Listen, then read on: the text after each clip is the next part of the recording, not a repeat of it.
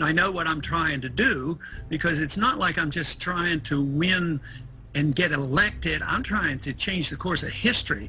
And our history in this country hasn't been good for the last 100 years, whether it's our drift into managing empire, a destruction of our currency, the deficits that have been run up, the climax of the dollar reserve standard. This is big stuff, and nobody else is addressing this.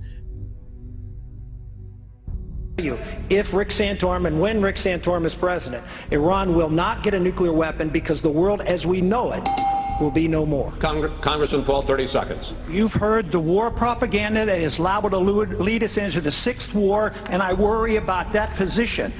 Iran is a threat because they have some militants there, but believe me, they're all around the world, and they're all around the world, and they're not a whole lot different than others. Iran does not have an air force that can come here.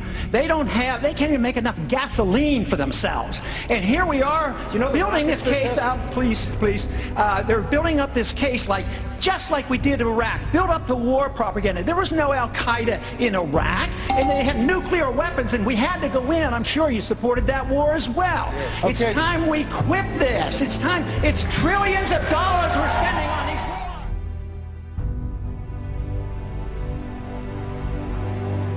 I'm sorry to hear that. My question for you is, will you arrest me and my doctors if I get medical marijuana prescribed? I'm not in favor of medical marijuana being So will you have me arrested? How are you? Excuse me. I'm sorry. Will you please answer my question? Will you have? Wait, are you not going to answer his question, Governor? I think I have. I'm not. No, he asked you if you were going to arrest. He asked if you were going to arrest patients like him, Governor. If you could tell me how you are a better candidate for the medical marijuana patients like myself. I would absolutely never use the federal government to enforce a law against anybody using marijuana.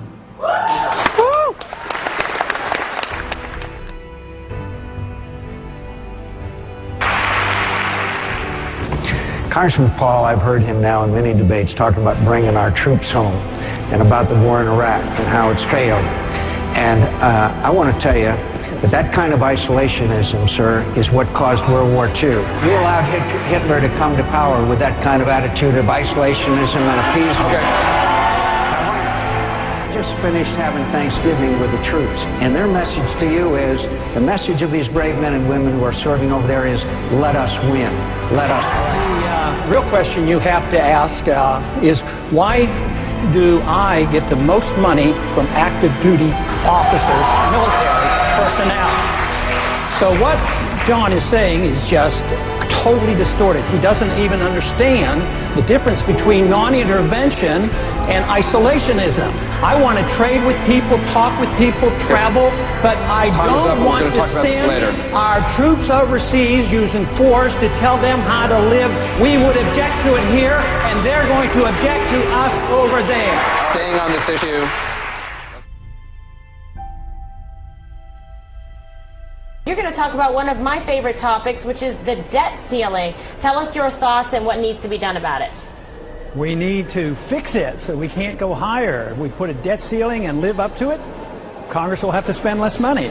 Simple as that. So I'm positively opposed to raising the debt ceiling, and I have voted against every debt ceiling increase since I've been in Congress, and that's a big flaw to say, well, you can endlessly spend and borrow and keep raising the debt limit. There's a debt limit there for a reason. Let's try to get the Congress's attention to live within their means.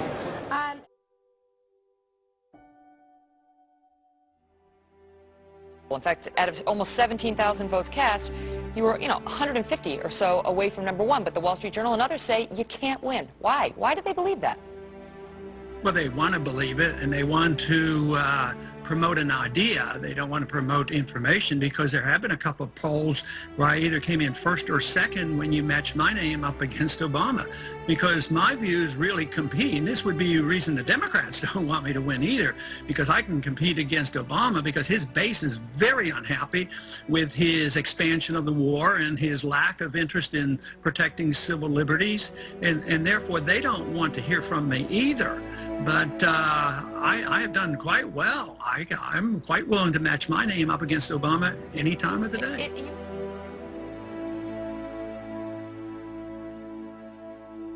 aid is all worthless. It doesn't do any good for most of the people.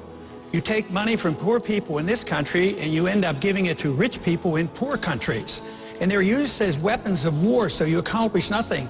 We should export maybe some principles about free markets and sound money, and maybe they could produce some of their own wealth. But this whole idea of talking about the endless wars and the endless foreign aid, it seems like nobody cares about the budget. I mean, we're in big trouble, and nobody wants to cut anything. So if you're going to keep sending foreign aid overseas and these endless wars that you don't have to declare and go into Libya without even consulting with the Congress, the biggest threat to our national security is our financial condition.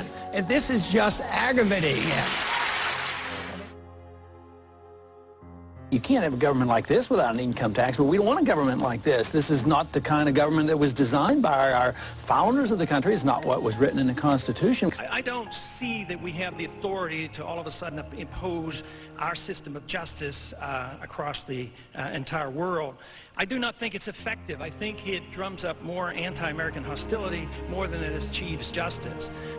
It has nothing to do with national security.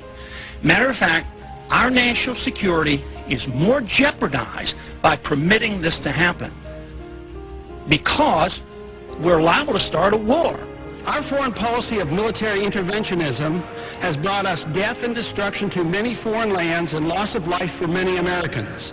And if we ignore that at our own risk, that if we think that we can do what we want around the world and not incite hatred, then we have a problem. There's nothing wrong with what the founders talked about. They talked about having friendships and trading, getting along with people, and staying out of the entangling alliance in the internal affairs of foreign nations when it's none of our business.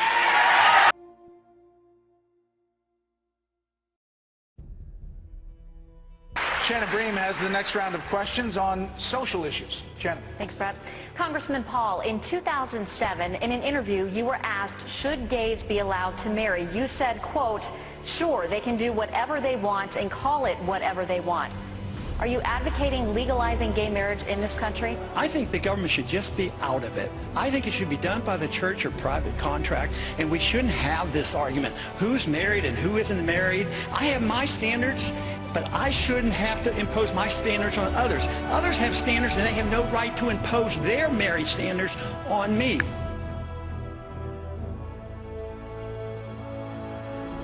So if you are not for immigration reform, if you do not agree with the idea that the children of undocumented immigrants should become automatically U.S. citizens, how are you going to get 35% of the Hispanic vote if you become the Republican candidate? I mean, it would be almost impossible, as you know. Most Hispanic voters don't agree with you. For me to think that I have to have a different message for Hispanics than I do for other people, I think is unnecessary. I think that Hispanics have as much interested in freedom as everybody else. So to say that I have to kowtow in a sense of saying, well, the only way you can get a vote for any special group, is by giving special privileges. I don't want to punish anybody because they belong to a group, but nobody should get a special privilege either.